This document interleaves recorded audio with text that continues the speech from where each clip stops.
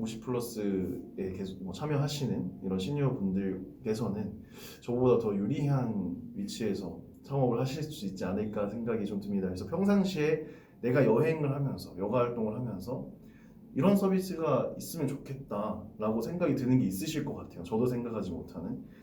지금 시니어 비즈니스 쪽에서 그래도 네. 이제 이렇게 급속하게 뭐 1년 좀 넘어서 이 정도의 인지도와 포지셔닝을 가진 업체가 네. 몇 개 없는데 네. 뭐 좋게 얘기하면 타이밍을 너무 잘 탄 것도 있겠고 초고령 사회의 시대적인 요구도 있었는데 거기에 이제 대표님이 가진 그런 생각들과 또 MZ 세대의 그 컨셉 이런 게 잘 조화롭게 된 것 네. 같거든요. 그래서 이제 혹시 이렇게 창업을 생각하시는 저희 네. 채널 이제 50 플러스 분들이 많이 보시는데 네. 아 여가 쪽에 이게 비즈니스가 되겠어? 이게 현실인데 이렇게 창업을 생각하시는 분들에게 조언을 해주신다. 또 특히 최근에 뭐 투자 관점에서는 그래도 차곡차곡 밟아 나가시잖아요. 네. 그래서 그런 팁 같은 것도 있으면 좀 알려주시죠. 우선 저는 가장 제가 창업하면서 그리고 이 일을 하면서 힘든 거는 제가 시니어가 아니다 보니 시니어를 위한 비즈니스를 할 때 시니어 마음을 잃는 거, 고객 마음을 잃는 게 되게 어렵거든요. 근데 다만 이제 은퇴 이후에 혹은 은퇴 전에 이 시니어 비즈니스 관련해서 창업을 하시려는 분들께서는 오히려 저보다 훨씬 유리한 입장에서 시작을 하실 거고, 특히나 뭐 결국 사업이라는 게 고객 관점에서 고객의 문제를 해결하는 게 사업의 본질인 거잖아요. 그래서 자신의 문제일 때가 가장 어떻게 보면은 효과적으로 또 풀 수 있는 사람이 되는 거거든요. 저 역시 투자를 받을 때도 그런 부분에서 좀 챌린지들이 있었거든요. 결국 자기가 당면한 문제를 해결을 하는 게 가장 유리할 텐데 제가 시니어가 아닌데 어떻게 시니어 비즈니스 잘할 수 있겠냐. 그렇기 때문에 오히려 이런 50 플러스에 계속 참여하시는 이런 시니어 분들께서는 저보다 더 유리한 위치에서 창업을 하실 수 있지 않을까 생각이 좀 듭니다. 그래서 평상시에 내가 여행을 하면서 여가 활동을 하면서 이런 서비스가 있으면 좋겠다라고 생각이 드는 게 있으실 것 같아요. 저도 생각하지 못하는. 그리고 그런 부분들이 이제 비즈니스의 시작이 되는 거기 때문에 그런 게 있다면은 도전해 보셔도 되지 않을까라고 조심스럽게 생각이 듭니다. 근데 이제 시청자분들이 주의하셔야 될 게 말은 네. 그렇게 하시지만 네. 장 대표님도 학창 시절부터 해서 아, 지금도 네. 조직원들이 뭐 아까 말씀드린 네. 3-4시간 주무시면서 맞습니다. 그 많은 일을 하고 그죠? 네. 그 숨겨진 것들이 많잖아요. 그렇죠. 예, 맞습니다. 네. 그리고 이제 사회복지를 전공을 하셨고 또 조부모님을 통해서 니즈를 네. 파악하고 작게는 뭐 인생 네컷 같은 거를 현장에서 직접 네. 조금 전에도 인터뷰하기 전에 또 현장 갔다 네, 오시고 맞습니다. 예. 이제 이런 어려움을 겪는다는 것을 네. 이제 많이 강조하는데 그런 현실적인 조언도 좀 해주세요. 네. 저는 되게 물론 제가 대표로서 이렇게 창업을 하고 또 회사를 만들어가는 그 과정이 되게 재밌기는 하지만 동시에 되게 고통스러운 말씀하신 대로 고통스러운 부분도 많습니다. 근데 그게 솔직하게 말씀을 드리면 단기간에 뭔가 제가 설정한 목표를 달성을 하기 위해서 저를 비롯해서 팀원들이 되게 힘든 거지, 만약에 이것을 조금 더 장기적인 관점으로 내가 해보겠다라고 하시면 충분히 좀 더 즐기시면서 할 수 있지 않을까 생각이 듭니다. 특히나 이 시니어의 여러 섹터들이 있지만 뭐 최근 몇 년 동안 주목을 좀 받고 많은 자본이 투입된 곳은 요양 쪽 시장이죠. 근데 저희는 여가이기 때문에 생각보다 버디들조차도 즐거워하는 경우들이 꽤 많거든요. 그렇게 네, 왜냐하면 결국 놀러 가는 게 즐거운 일인 거잖아요. 그래서 저희 고객들도 그렇고 보호자들도 마찬가지고 되게 예민하지 않으세요. 그러니까 병원에 가시거나 요양 단계 서비스를 받는 게 아니시기 때문에 이분들이 그리고 실제로 정신적으로 되게 그러니까 정량적으로 측정할 수는 없지만 좋아지는 게 보이거든요. 네, 이분들이 시간은 많지만 이렇게 자주 놀러 다닐 수 있는 환경이 아니기 때문에 그런 데서 보람을 느낄 수 있고, 또 여행 컨텐츠와 여가 컨텐츠를 기획하는 거는 스스로한테도 되게 좀 즐거운 일이거든요. 그래서 어떤 성과에 대한 많은 스트레스를 받지 않아도 되는 상황이시라면 충분히 해볼 만할 것 같다. 다만 역시 지금 모든 시니어 비즈니스가 그렇지만 이걸 통해서 큰 부를 당장 내가 뭔가 창출을 하겠다라는 어떤 압박이 있는 상황이시라면 좀 여유를 가져야 되는 비즈니스가 아닌가. 이제 막 열리는 저는 시장이라고 생각이 되거든요.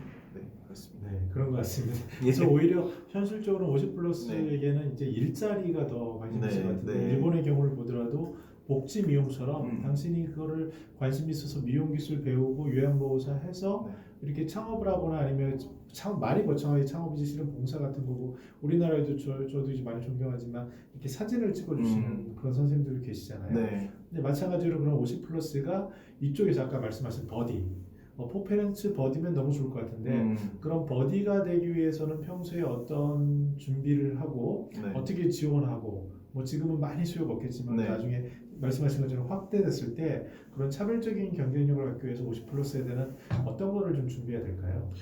일단은 저희 버디들 같은 경우에는 어르신들과 잘 소통하는 게 가장 중요하긴 하거든요. 그러니까 기능적으로는 요양보호사 선생님들이 갖추고 있는 것처럼 어르신들을 잘 돌봐야 되지만 기능적으로 케어를 해야 되지만 저희는 여행과 여가 서비스이기 때문에 잘 친근하게 다가가고 딸처럼 혹은 손주처럼 이렇게 잘 다가가는 게 중요합니다. 그래서 어르신들과 잘 소통하는 어떤 스킬이라는 것들이 있더라고요. 그러니까 잘하시는 분들은 분명히 잘하는, 물론 저희도 자체적으로 교육을 하지만 그래서 평상시에 뭐 부모님이나 조부모님과의 어떤 시간을 많이 보냈던 분들이 되게 잘 하시는 부분이 있는 것 같습니다.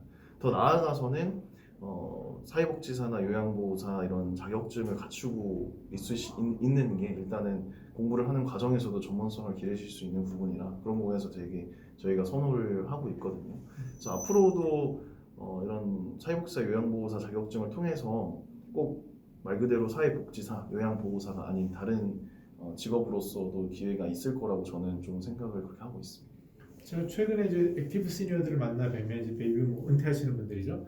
그 중에 많지는 않지만 아주 소수는 예를 들어서 변호사 선생님, 의사 선생님, 뭐 간호사 선생님 이런 분들이 어떤 니즈가 있냐면 당신도 이제 은퇴 후에 뭘 해야 되는데 봉사도 하면서 소일거리를 용돈도 벌 수 있는 일 하고 싶다는 거예요. 그래서 아예 그냥 계획을 이런 포페런츠 같은 게 있으면 내가 그냥 내 경비만 대주면 따라가서 봉사하겠다 이런 수요가 좀 늘어나거든요. 그리고 특히 아까 말씀하신 것처럼 이제 어르신들을 대하는 마음가짐이 중요하니까 네. 그렇게 이제 자질적으로도 갖춰진 뭐 네네. 건강도 물론 건강하고요.